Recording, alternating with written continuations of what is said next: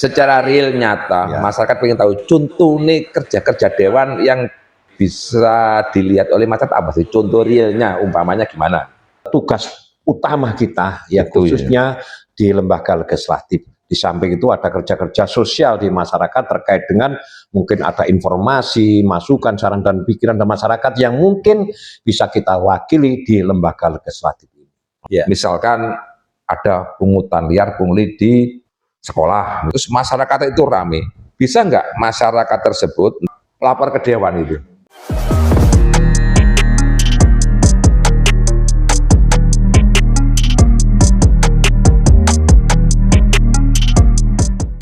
Oke, terima kasih. Bismillahirrahmanirrahim. Assalamualaikum warahmatullahi wabarakatuh. Waalaikumsalam warahmatullahi wabarakatuh. Dulur-dulur Kabar Pas yang berbahagia, alhamdulillah pada hari ini Kabar Pas mengadakan podcast lagi dengan agenda Ramadan bersama tokoh di Kota Pasuruan. Kebetulan hari ini kita mengundang beliaunya yang sudah dikenal sama masyarakat Kota Pasuruan. Beliau adalah Ketua DPRD Kota Pasuruan, Bapak Haji Muhammad Thoyib. Tepuk tangan untuk beliau. Assalamualaikum Pak Haji. Waalaikumsalam. Terima kasih Bapak. Bagaimana kabarnya hari ini, sehat-sehat? Alhamdulillah sehat. Ya, kebetulan kita lagi berpuasa di bulan suci Ramadan. Ya, mudah-mudahan diberikan kelancaran dan kesehatan. Amin, amin. Dan dapatkan barokah berlimpah. Amin, amin, amin. Ya, itulah yang harapan kita semua. Ya, amin. Pak Haji. Hanya tak panggil Pak Haji, nggak apa-apa ya? Oh, nggak apa-apa. Tidak harus Pak Ketua Dewan ya? Nggak ada, sudah. Oke, ya. Gini Pak Haji, Ramadan ini Kabar Pas mengadakan podcast dengan tokoh. Kebetulan hari ini yang kita undang adalah Pak Haji. Siap, Pak Haji, Ketua DPRD Kota Pasuruan. Agenda podcast kita siang ini, Pak Haji, yang akan kita ingin tahu, bahkan dulur-dulur Kabar Pas biar tahu lebih luas dan lebih mendalam, yaitu agenda kerja dari DPRD Kota Pasuruan periode 2024-2029. Itu yang pertama. Yang kedua adalah, nah ini sudah menjadi pengetahuan masyarakat secara umum tentang efisiensi anggaran. Di sini timbul pro dan kontra, optimis dan pesimis terhadap efisiensi anggaran, atau boleh dikatakan refocusing ya. Bagaimana DPRD Kota Pasuruan ini bersikap dan berperan di dalam mengawal efisiensi tersebut, dalam artian bagaimana kinerja eksekutif bisa berjalan apa tidak. Di sisi lain, pertumbuhan ekonomi pasti akan terganggu, itu pasti itu. Nah, bagaimana DPRD bersikap? Itu dua pertanyaan. DPRD Kota Pasuruan khususnya di periode 2024-2029, sebenarnya kalau agenda itu sudah terstruktur ya, sudah kita buat melalui renjah DPRD yang mungkin kita awali setelah pelantikan. Setelah pelantikan memang setiap regulasinya di lembaga legislatif pastilah di situ ada terkait dengan ketua sementara. Ya, ketua sementara ditunjuk dari partai pemenang, itu ada dua, yaitu Golkar dan PKB. Kebetulan pemenangnya adalah Golkar dan PKB. Secara otomatis dipilih ketua sementara adalah dari Golkar dan PKB. Setelah itu menyusun agenda rapat-rapat, sekalian menyusun kegiatan untuk mempersiapkan terkait dengan mungkin agenda rapat yang di DPRD, lembaga legislatif, setelah sampai menunggu masa definitif. Setelah itu baru kita melakukan agenda kerja, terutama pembentukan AKD, ya AKD yang sudah kita lewati, alhamdulillah sudah berjalan dengan lancar. Ya sudah semuanya agenda AKD sudah. Setelah itu baru kita menyusun renjah, ya rencana kerja kita 5 tahun ke depan. Salah satunya yang terkait dengan tupoksinya, ya DPRD, terutama terkait dengan fungsi budgeter, pengawasan, dan pembentukan perda. Itu yang menjadi tugas utama kita, ya Itu, khususnya di lembaga legislatif. Di samping itu ada kerja-kerja sosial di masyarakat terkait dengan mungkin ada informasi, masukan, saran dan pikiran dari masyarakat yang mungkin bisa kita wakili di lembaga legislatif ini. Mungkin itu Bapak. Ya. Oh gitu Pak Haji ya. Ya.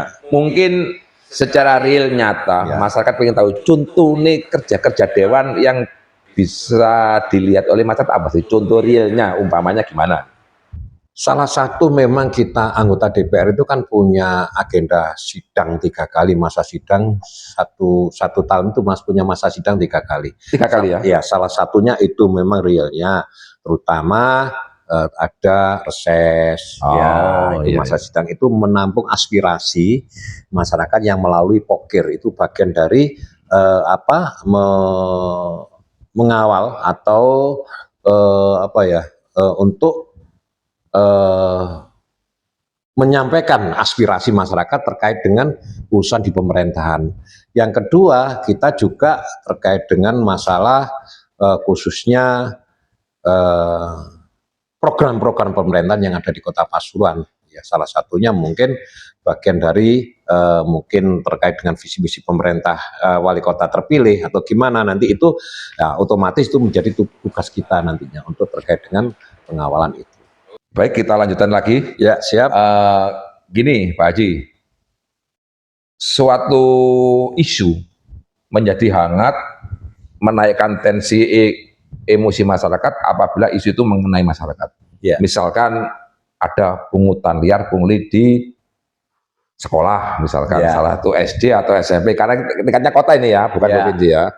Oh, ada pungutan liar, ya untuk apa kita tidak tahu. Terus masyarakat itu rame. Bisa nggak masyarakat tersebut, entah wali murid, entah siapa, lapor ke dewan itu? Wah, sangat terbuka gitu. Oh iya. gitu? Iya, lesan maupun tertulis. Ya, kita kan artinya wakil rakyat, harus mendengarkan dari suara rakyat. Dan itu pun juga harus kita klarifikasi betul. Oh ya. Terkait dengan informasi, isu di lapangan, itu perlu kita cross check. Iya, yang gitu. Jelas pasti bisa lah. Tertulis maupun lesan bisa kita langsung selalu respon terkait dengan laporan-laporan masyarakat terkait dengan isu-isu di masyarakat. Itu makanya masyarakat ini seakan-akan mempunyai patronase, mempunyai godfather, mempunyai bapak pelindung, bahwa dewan ini bisa nggak menjadi bapak pelindung bagi masyarakat kecil yang notabene konstituennya gitu ya. Itu kalau ada kasus-kasus itu pasti ditanggapi ya. Iya. Yang jelas kita tidak terfokus pada konstituen sih, kita kan sudah wakil rakyat ya. Cuma tetap ya artinya kita tidak terputus dengan konstituen kita, tapi kita berbicara publik sudah. Artinya yang menjadi isu-isu publik di masyarakat, artinya misalkan ada laporan ke dewan dan sebagainya, insya Allah kita tindak lanjuti, kita welcome ya. Oh gitu ya. Jadi dulur-dulur Kabapas, seperti pernyataan beliau, Bapak Ketua DPRD Kota Pasuruan, selalu welcome. DPRD atau legislatif siap menjadi godfather atau patron dari masyarakat publik. Jadi masyarakat kita harapkan tidak usah ragu-ragu, takut, khawatir, cemas. Silakan lapor, silakan menyampaikan aspirasi. Baik secara tulis maupun lesan. Iya, siap. Untuk menyampaikan unek-unek permasalahan yang ada di sekitar kita kepada dewan. Pasti ditanggapi Pak Haji ya? Insya Allah. Alhamdulillah. Jadi tenang dulur Kabar Pas ya. Silahkan datang ke dewan. Ya. Pasti welcome gitu. Ya. Oke, jadi seperti itu. Terus ini menginjak yang kedua, tema yang kedua. Nah ini yang lagi ramai secara nasional.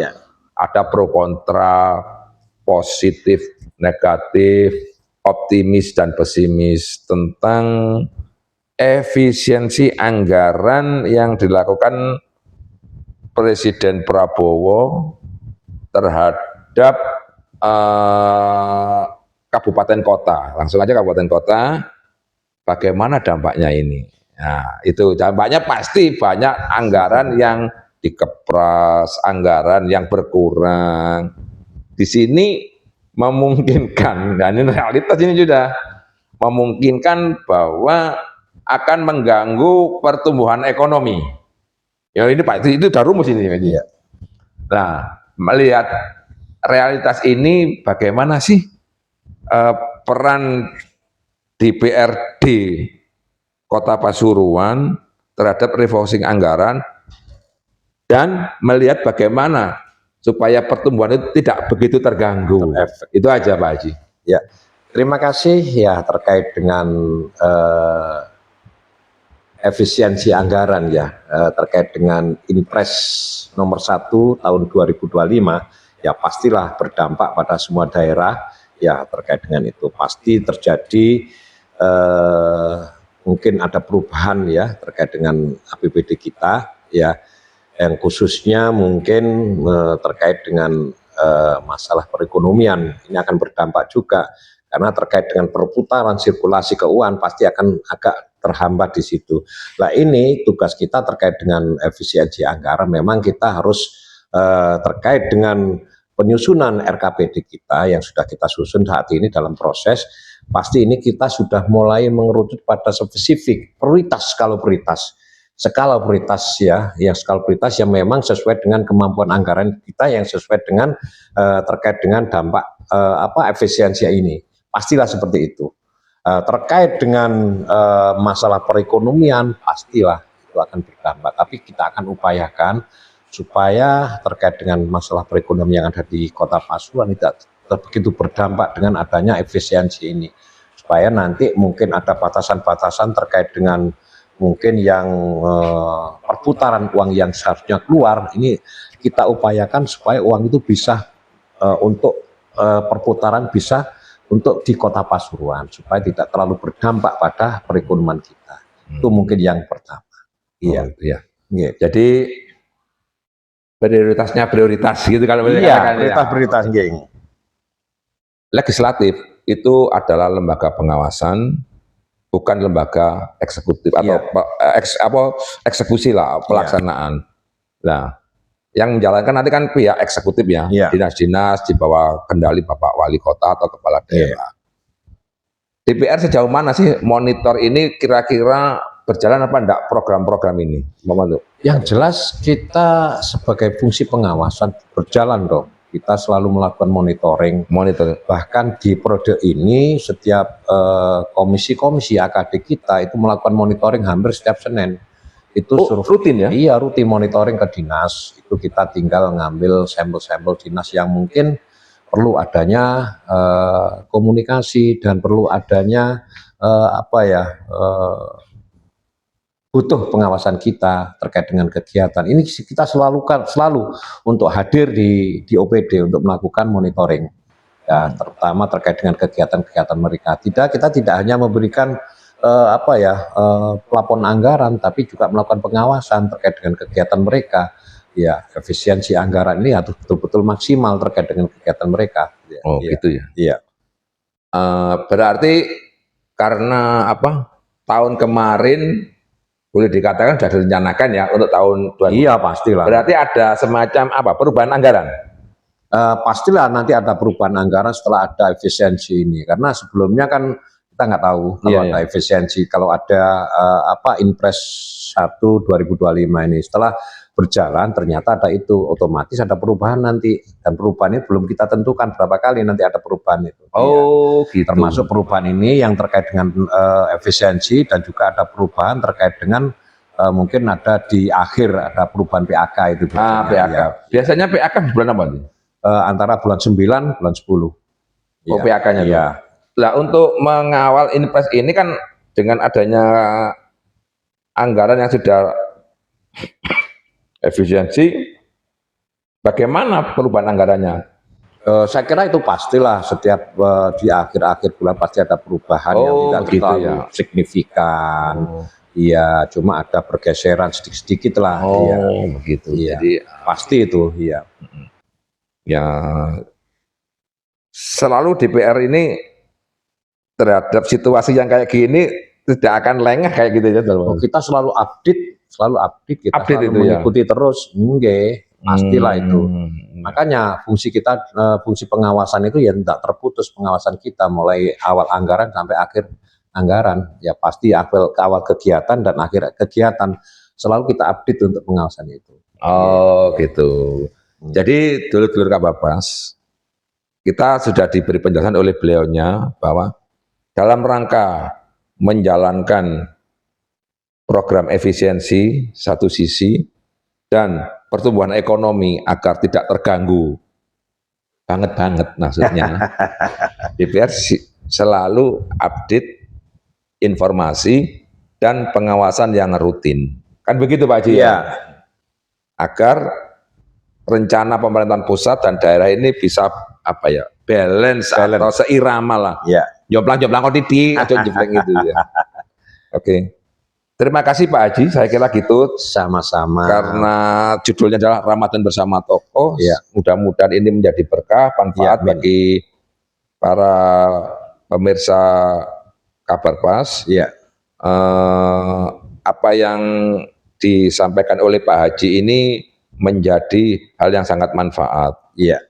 Terima kasih atas kesediaan Pak Haji Muhammad Thoyib selaku Ketua DPRD Kota Pasuruan atas kehadirannya di acara ini. Terima kasih. Wabillahi taufiq wal hidayah. Wassalamualaikum warahmatullahi wabarakatuh. Waalaikumsalam.